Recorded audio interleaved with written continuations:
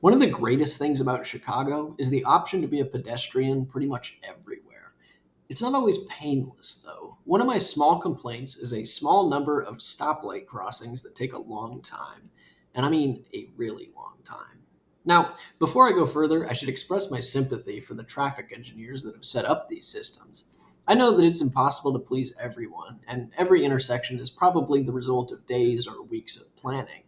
After being stuck at the intersection of Monroe and Lakeshore Drive for what felt like an eternity, I set out with a question. What is the single longest red light in the city for pedestrians? Let's start with Roosevelt Road. I spent some of my last video complaining about this road, which is very wide, loud, and unfriendly. My past experiences brought me here, to the poorly named Roosevelt Collection Shops. There's a crosswalk from the south end of the road across Roosevelt Road to the shops.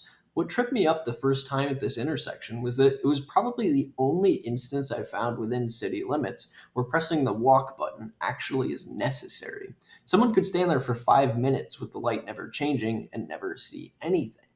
However, once hitting the button, it takes a full 3 minutes and 10 seconds for the light to change. That's pretty bad. Next, I went over to Lakeshore Drive, which set off my initial quest here. For the uninitiated, Lakeshore Drive is a nasty highway separating the city from the lakeshore.